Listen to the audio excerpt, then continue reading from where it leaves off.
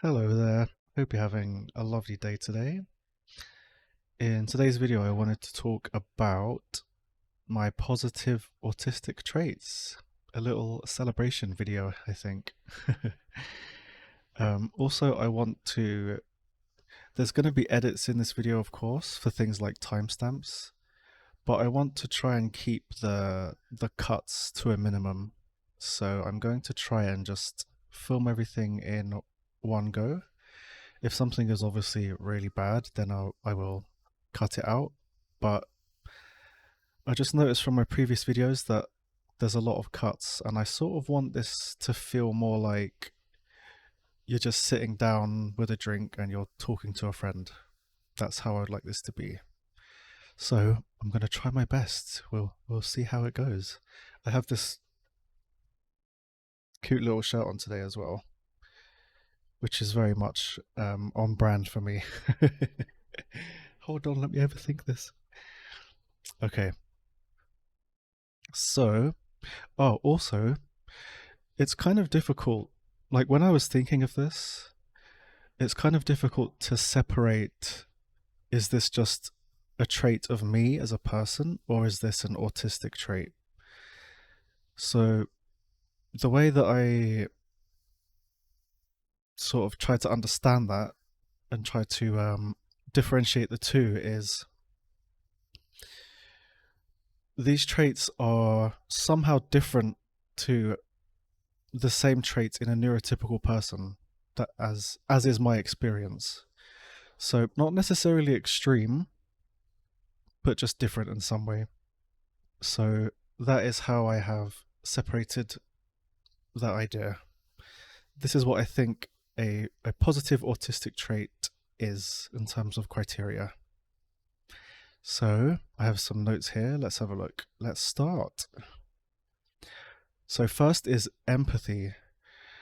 This one is also kind of confusing because I've read very similar things online and I've seen videos discussing the same thing. It's like this double empathy problem. So we have difficulty picking up on subtle cues and perhaps subtle emotions, things that are not at the forefront, things that are quite hidden and difficult to pick up on. But if someone is clearly expressing an emotion, for example, if someone is clearly upset, I feel that emotion so intensely. It's kind of crazy. If someone's crying, like, I will just cry. I will feel that pain very intensely and I will be there with them. So it is, I think it's a positive. I really like this about myself, but these strengths are also kind of weaknesses as well. Depends how you look at it, I think. So it can be very intense and possibly inappropriate. If someone is a little bit upset and then I burst into tears, it's a bit odd, perhaps, a bit inappropriate, perhaps not expected. So to me, I think that's a positive trait and I like that about myself, but that isn't always the case. Next, we have non-judgmental. I've thought about this quite a lot actually, and I wonder if this is just to do with upbringing and life experience, because unfortunately it's a pretty common experience for autistic people to be judged throughout their lives and to be ostracized and isolated and made fun of. I think sadly that's quite a common experience for autistic people. So perhaps it's just the fact that we've all basically been through that. We know what it feels like, and we don't want to make anyone else feel that way. I think that's one of the conclusions that I've arrived to as to why this seems to be such a prevalent trait amongst autistic people. But yeah, if someone is being themselves and they're happy and they're not hurting anyone, I fully support you. I'm super happy for you and I genuinely wish you all the best. And I just don't if someone likes something I don't like, it's fine.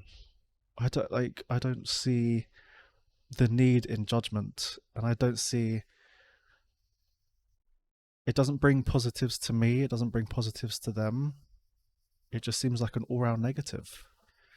So I'm very non-judgmental, very accepting, as I think the vast majority of autistic people are. And again, I feel like this is a positive and a strength, but I'm sure there are some sorts of downsides to this. Perhaps it opens you up to, mm, I wouldn't say abuse, but perhaps people can take advantage of that because you are non judgmental. Perhaps that's one of the downsides. I'm not quite sure, to be honest. I'll have to think about that some more. The next positive trait is being persistent or having patience. So I think for this one, it probably is to an extreme for me. I'm trying to think of a time recently that it really stood out. Oh, I know. So when I was in my software developer job, I think this is part of the reason why I was good at what I did in terms of being a software developer. There would be issues. Basically, software development is all issues, it's all negative. Everything is broken all of the time, and it's people telling you to fix broken things. So the whole thing is a constant negative loop. Um, but there have been a few sort of bugs and issues along the way where, some developers we would be trying to fix this issue for perhaps a day or two, and they would be really exhausted, and they will say, I'll put this to the side and I'll come back to it.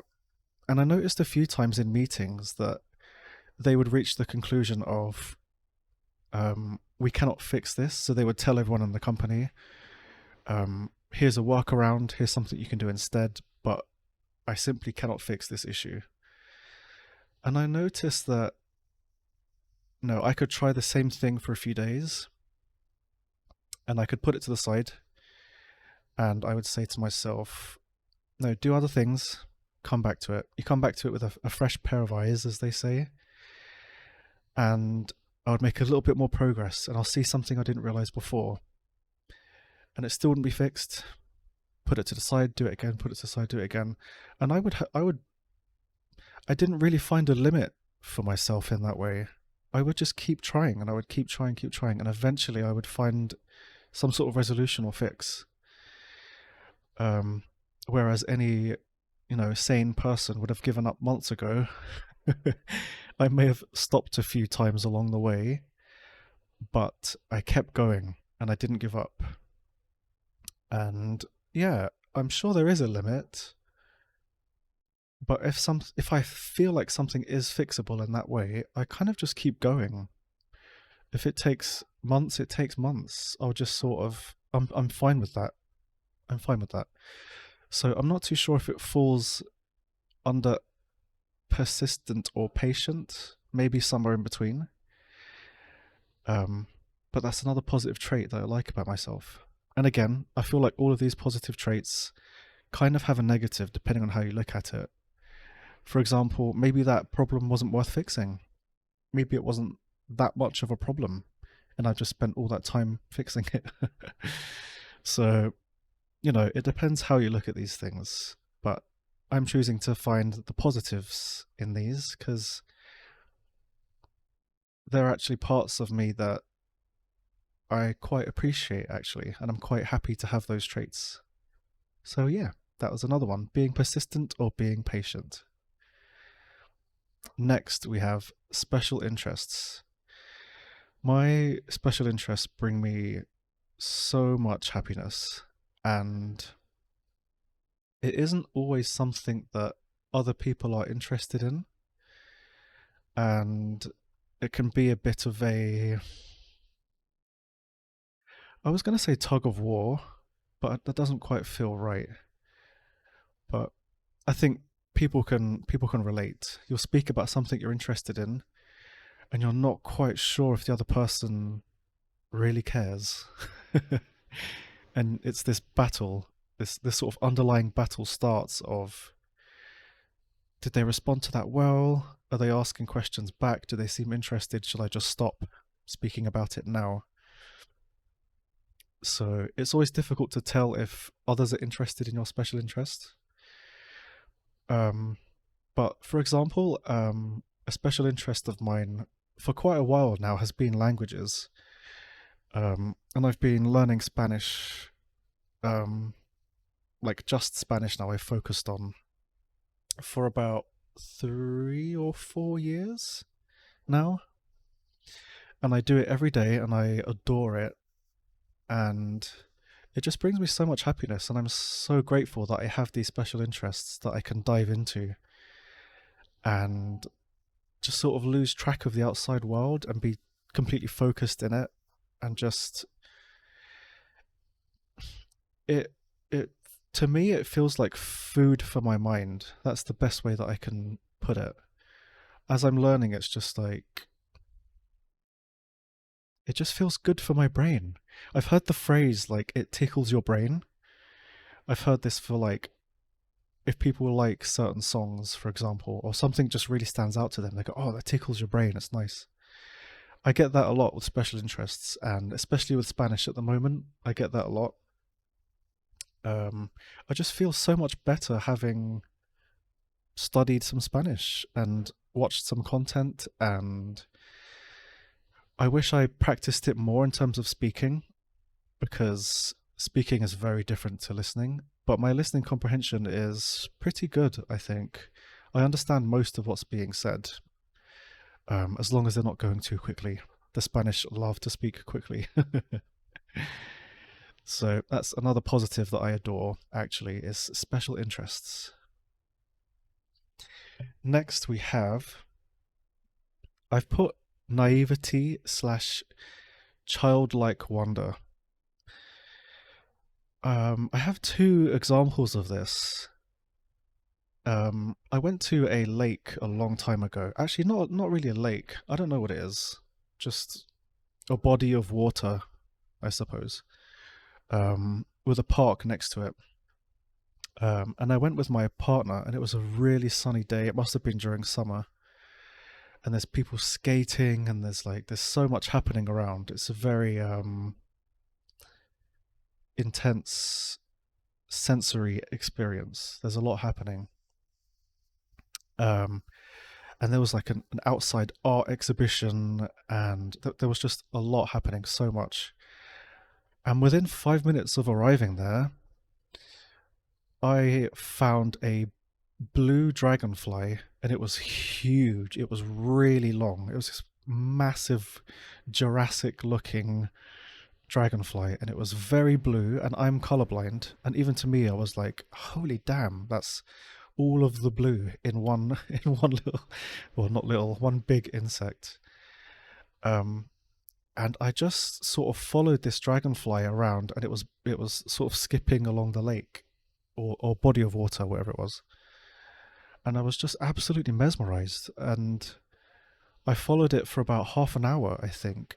And my partner went and did other things, and I just said, yeah, I'll be there. I just really like this dragonfly, and I want to follow it. And it was just like the most beautiful thing. I don't know what it was about it. Something just enchanted me about this one specific dragonfly. And people are having burgers and ice cream, and they're playing music, and they're having all this fun, and I'm just running around like a headless chicken, just chasing this dragonfly. And I'm sure this dragonfly was like, who is this idiot just chasing me? Can you leave me alone? So yeah, there's one example. I chased this dragonfly around. Poor thing. I'm sure it was very annoyed with me. Oh yeah, and the other example that comes to mind is, I went to Glasgow with a friend, and we went to like a botanical garden, which obviously has a lot of plants and flora from all over the world.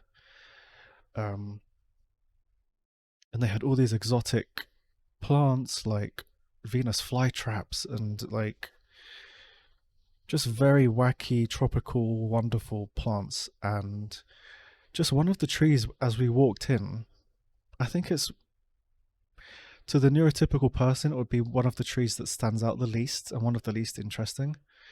But this tree had leaves, and the leaves were they sort of they weren't spiky, but they came to points like this, like little points.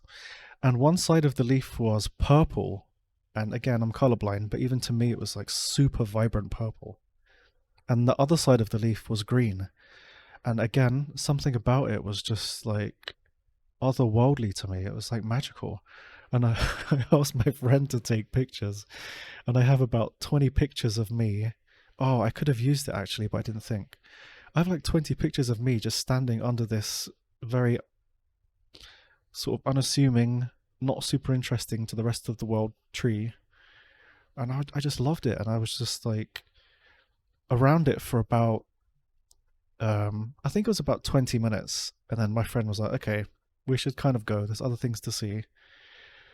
Um, but there's just something very like, yeah, otherworldly is just the best way I can put it. I don't know why. It was just so vibrant, and the way that it had such contrasting purple and green on each side, and the leaves were super weird. And the bark on the tree was like jet black. It was just, I don't know. It was amazing to me. And I think I've heard people say childish, which I don't like because that kind of implies some amount of immaturity. So I prefer childlike. I sort of have this naivety and childlike um, trait about me sometimes, which again can be negative, but I quite appreciate it. I seem to be able to appreciate things that other people don't see and the little things, and there are just little hidden gems everywhere that don't register to a lot of people, and I quite like that about myself. Next, we have immune to peer pressure. So, I have a lot of examples of this. Um, in school, I remember a lot, it was just playing football. I don't care about football at all. I really don't. It's so boring. But there will be cases of like the entire playground would be playing football, and they would be like, you go here, you do this, you do that, you're the goalie, and I'm going to kick the ball to you and you need to kick it back, and like setting up this whole thing. And I would see other kids go along with it, and I would sort of see in their eyes like, I have to do this to be part of the group, and I'm just sort of going along with it. And I, I'm not sure if I would go as far as to say immune, but it feels like I'm just immune to that. If I don't want to do it, it doesn't matter how many people are shouting at me to do it. I just don't do it. I don't feel that pressure. I just don't care. Um, so I quite like that because I feel like I carve my own path and I do my own thing, um, which has an element of independence about it and not necessarily rebellion. I don't think that's quite right, but I'll do what I'll do, and I don't care if you're going to try and force me into it. I will not be forced. um, yeah, there's other examples, just like, well, being from Britain, it's probably involves alcohol. I don't really drink anyway, but just lots of times I've been out in a social setting and people get a bunch of drinks or they get shots or something, and they're like, yeah, down this, and we're going to down this one by one, and then you mix this drink and you do this. And like everyone will go round like not really a circle, but people will take turns. And I can see it in other people's eyes where it's like they feel this pressure and they're like, oh, it's going to be my turn. I need to do this to continue the ritual and to fit in. And it gets to me and I just say no. I just go and do my own thing. I just do not care about peer pressure in the slightest. Um, yeah, if there's one person telling me something or 1,000 people telling me something, if I don't want to do it, I won't. And I quite like that. And finally, we have my love for animals. So I like animals more than people most of the time. I am that person that goes to a party. Well, I don't go to a party, so I'm already lying. But if I were to go to a party, if for some crazy reason I ended up at a party, I would be with the cat and the dog. Um, I don't know. I just adore animals, and I feel it's like I can genuinely feel in real time my stress dissipating. It sounds extreme, and perhaps it is, or it sounds over the top, but that's genuinely how it feels. Um, I just feel like I connect so much more with animals than I do humans, and I think they're just amazing. I just have so much love for them, and I care for them so much. And my friend has a cat, and I always ask them how the cat's doing, and I genuinely miss the cat, and I want to go and visit and see people, and I also value the animals just as much as the people. So I like that about myself as well. It's a nice positive. And again, I think it just stands out to me as an autistic thing just because it seems different in its appearance to the neurotypical. I just seem to have more love and care for animals than your average person. And I, I do things like I'll ask for pictures and I'll say give them a hug because I miss them. And that just seems a bit different than your neurotypical reaction. So I think that's it for today. I think that's it. Oh, I think I did a whole video without needing to edit. Yay! Gave myself a little round of applause there. Um, that's also another childlike thing that I do. I do this a lot. People think I look like a 5-year-old, but that's what I do when I'm happy. So thank you very much for listening. It was nice to do a more positive video today, actually. Just list some positive traits that I've noticed. Perhaps I'll do another one in the future. Please comment if you've also noticed some nice positive traits within yourself. If you have any questions about mine, please comment. I would love to talk about these things, as every little thing will help along the journey that I'm going on, and perhaps they will even help someone else. That's the hope. So I hope you have a lovely day. Thanks for listening, and I'll see you next time. Thank you. Bye bye.